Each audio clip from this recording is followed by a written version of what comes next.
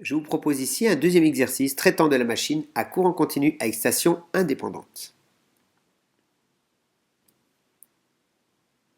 L'induit d'un moteur à courant continu à excitation indépendante constante possède une résistance grand R égale à 2 ohms et est alimenté par une tension U réglable. Un premier essai à vide pour lequel nous allons relever une tension de 160 volts, un courant de 1,5 A pour une vitesse de rotation de 1400 tours par minute. Je vous demande dans un premier temps de dessiner le schéma du modèle équivalent de l'induit du moteur en orientant correctement tension et courant. À vous de jouer. Lorsque vous aurez terminé de répondre à cette question, vous pourrez regarder la suite de la vidéo. Faites pause. Voilà, vous avez terminé votre réponse. Vous pouvez maintenant vérifier ce que vous avez réalisé. Le modèle équivalent de la machine du moteur à courant continu est un modèle équivalent de Thevenin en convention récepteur, puisque la machine fonctionne en moteur. Vous avez ici la tension bande de la résistance interne grand R, la FEM, qui est image de la vitesse. Ce schéma est à connaître, bien sûr, par cœur.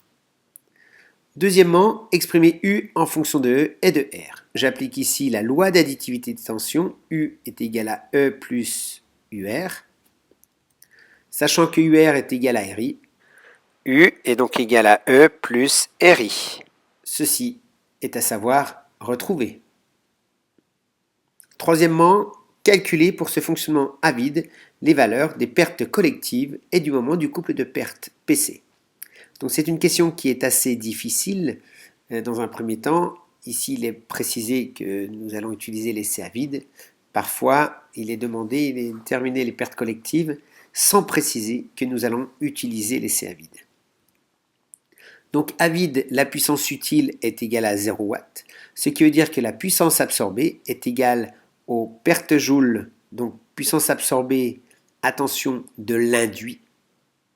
Je précise bien, puissance absorbée de l'induit, est égale aux pertes joules de l'induit, plus les pertes fer, plus les pertes mécaniques que j'englobe dans les pertes collectives PC.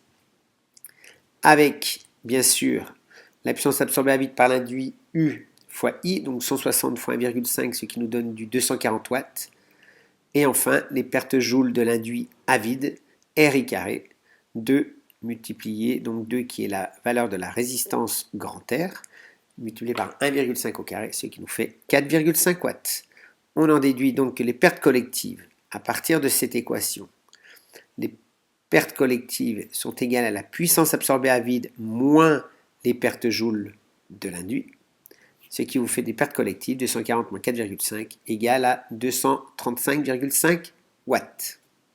Précisons, puisque nous allons avoir besoin de cette valeur-là, que les pertes collectives ont été déterminées pour une vitesse de rotation de 1400 tours par minute.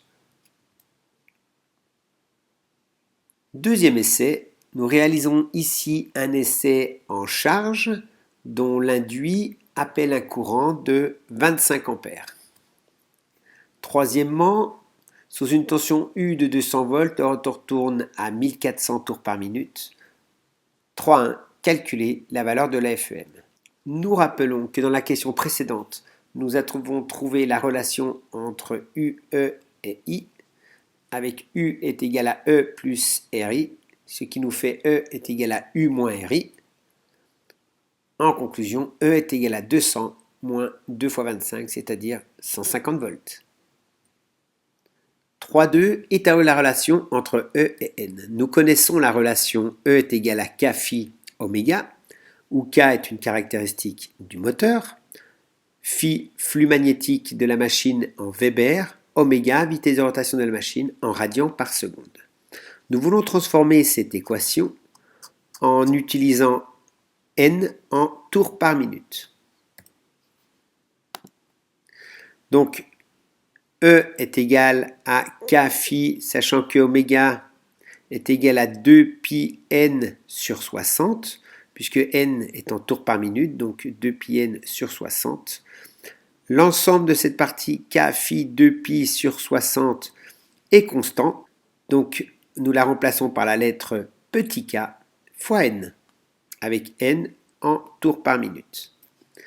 Donc k est égal à E sur n à partir de cette équation ici. E est égal à 150 volts, n à 1400 tours par minute. Comme k est une constante, nous avons la même valeur de k pour laisser à vide que pour laisser en charge. Donc k est égal à 0,107 volts par tour par minute. Pourquoi des volts par tour par minute? Puisque k correspond à la division entre E et n, E étant en volts divisé par n en tours par minute. Donc E est égal à 0,107 multiplié par n. 3.3. Calculer la tension de démarrage UD. La tension de démarrage correspond à la plus petite valeur de la tension U permettant de faire tourner le moteur. La chose importante sur le démarrage, c'est donc que n égale 0 lors du démarrage, ce qui veut dire que E est égal à 0, puisque E est égal à 0,107 fois n. Nous rappelons l'équation U est égal à E plus RI. Comme E est égal à 0, U de démarrage va être égal à RI. Ici, nous avons le courant I qui est égal à 25 ampères, ce qui veut dire que la tension de démarrage est égale à 2 fois 25, qui est égal à 50 volts. Il arrive quelquefois que l'on dise, eh bien nous acceptons qu'au démarrage, le courant de démarrage soit de 1,5 fois, par exemple, 1,5 fois le courant nominal. Donc ici, I n'aurait pas été égal à 25, mais à 1,5 fois 25. Quatrièmement, la tension d'alimentation étant comprise entre 0 et 220 volts, déterminer l'équation des variations de n en fonction de U. Rappelons l'équation de base, U est égal à E plus RI, ce qui veut dire que E est égal à U moins RI. Comme nous travaillons à courant constant, I est égal à 25 ampères, ce qui fait 2 fois 25 égale 50. Donc E est égal à U moins 50. Rappelons que E est égal à 0,107 fois N. Il nous suffit de remplacer E par 0,107 N, qui est égal à U moins 50, d'où N égale à U moins 50 sur 0,107, ce qui nous donne N égale 9,34 U moins 467. Ceci avec N en tours par minute. Cinquièmement, tracer cette courbe. Donc nous traçons N en fonction de U. Alors U varie de 0 à 220 volts. Donc ici j'ai mis un repère qui varie de 0 à 250 volts. Et la vitesse de rotation qui varie de moins 500 jusqu'à 1600 tours par minute. Nous avons besoin de deux points, puisque c'est une droite. C'est de la forme Y égale AX plus B. Le premier point A, si qui se situe ici, si U est égal à 0 volts, alors N est égal à moins 467 tours par minute. Il suffit de remplacer U dans cette expression. Ensuite, le point B, si U égale à 220 volts, j'ai choisi 220, j'aurais pu choisir autre chose. L'essentiel, c'est que ce soit compris entre 0 et 220. Eh bien, N est égal à 1588, ce qui nous fait le point B. J'obtiens donc la droite suivante. Alors, pourquoi ai-je tracé cette zone de la courbe en pointillé?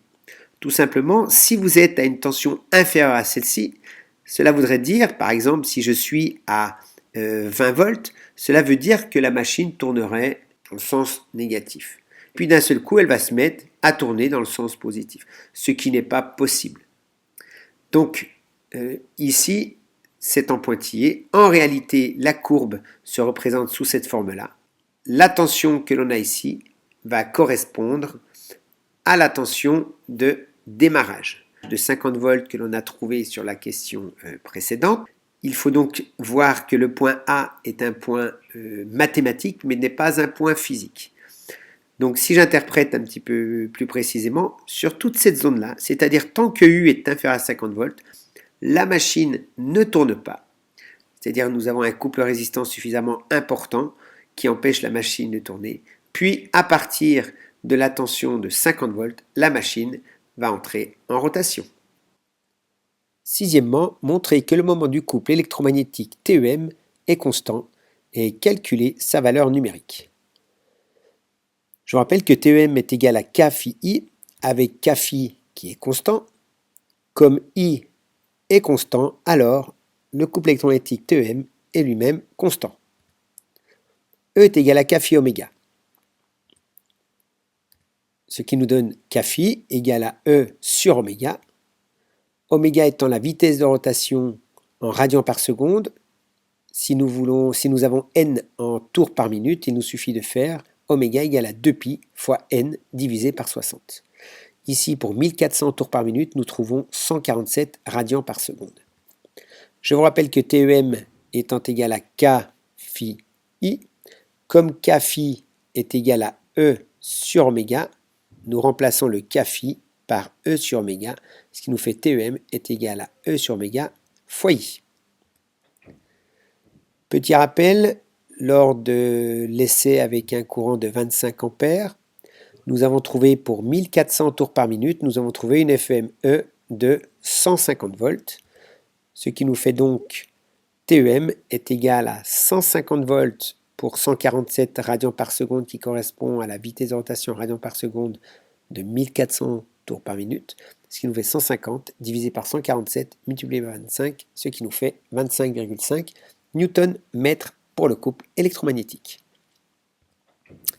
Septièmement, le moment du couple de perte TP étant proportionnel à la fréquence de rotation n, établir l'équation de la caractéristique mécanique du moteur TU en fonction de n avec n en tours par minute.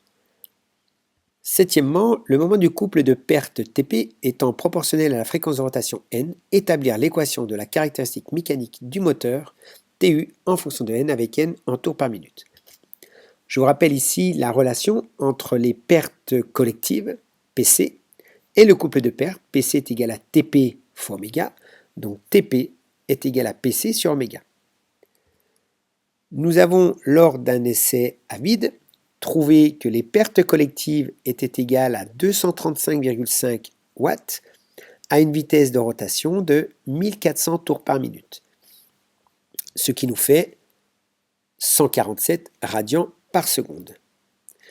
Donc 235,5 divisé par 147 égale à 1,6 Nm pour le couple de pertes. Comme il l'est dit dans l'énoncé, le couple de pertes TP est proportionnel à la vitesse de rotation. On peut donc écrire que TP est égal à A fois N, où A est le coefficient de proportionnalité, ce qui veut dire A égale à TP sur N. Nous avons trouvé TP égale à 1,6 Nm pour une vitesse de rotation de 1400 tours par minute, ce qui nous fait 1,14 10-3 Nm par tour par minute pour le coefficient A, ce qui nous donne donc TP est égal à 1,14 fois 10-3 N. Il nous reste maintenant à exprimer TU en fonction de TEM et de TP. Alors cette relation TU est égale à TEM moins TP provient en fait de la relation entre la puissance utile qui est égale à la puissance électromagnétique moins les pertes collectives. Si nous divisons ces trois puissances par oméga, nous trouvons la relation TU est égale à TEM moins TP. TEM est constant, TEM est égal à 25,5 Nm. TP, nous avons la relation trouvée précédemment, ce qui nous donne TU est égal à 25,5 moins 1,14 10-3 N. Huitièmement, tracer cette caractéristique pour n compris entre 0 et 1600 tours par minute. Je vous rappelle que TU a pour l'expression 25,5 moins 1,14 fois 10-3 N. Donc voici notre repère, donc TU en fonction de N, TU en Newton-mètre, N en tours par minute.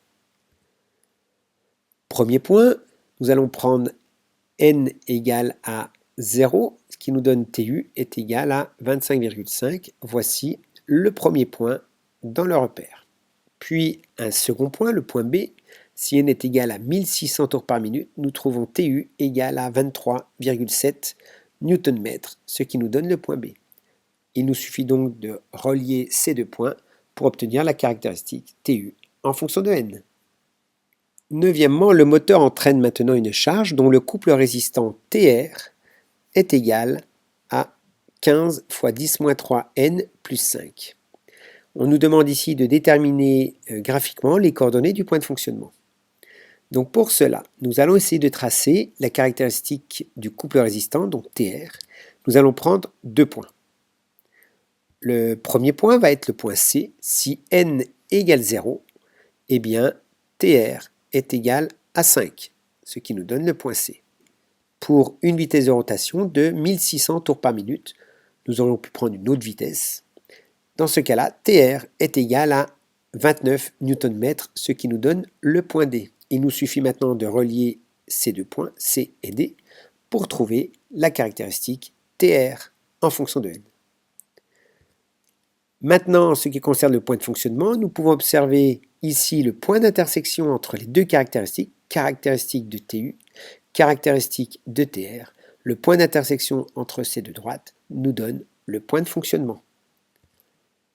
Donc, les coordonnées du point de fonctionnement, où ici TU est égal à TR, et ici la vitesse de rotation. Au point de fonctionnement, nous avons donc TU égale TR, égale à 24 Nm, et une vitesse de rotation de l'ordre de 1280 tours par minute. 9.2. Déterminer par le calcul les coordonnées du point de fonctionnement. Voici l'expression de TU, 25,5 moins 0,14 fois 10-3n, et l'équation du couple résistant TR est égale à 15 10-3n plus 5. Au point de fonctionnement, TU égale TR. Égalisons ces deux équations, 25,5 moins 1,14 10-3n égale à 15 fois 10-3n plus 5. Nous essayons d'isoler n, donc tout ce qui concerne n, ici nous allons essayer de le passer sur la droite, pour enfin obtenir n égale 20,5 divisé par 16,1 10-3, ce qui nous donne 1273 tours par minute. Maintenant, nous allons prendre cette vitesse de rotation, nous allons la mettre dans l'une des deux équations, soit dans l'équation de TU, soit dans l'équation de TR. Quelle que soit l'équation, eh bien, nous devons trouver le même couple, donc TU égale TR est égal à 24 Nm, ce qui est proche de nos valeurs, notamment au niveau de la vitesse, de ce que l'on a trouvé graphiquement. Dixièmement, déterminer la tension-alimentation permettant d'obtenir ce point de fonctionnement à l'aide de l'expression trouvée à la question 4. Donc à la question 4, nous avons trouvé que n était égal à 9,34 fois U moins 467. Voici la question 4. Donc n plus 467 est égal à 9,34 fois U, ce qui nous donne donc U égale à n plus 467 divisé par 9,34. J'ai pris n égale à 1273, donc obtenu par la résolution mathématique. Donc ce qui nous fait 1273 plus 467 divisé par 9,34, ce qui nous fait une tension U de 186 volts.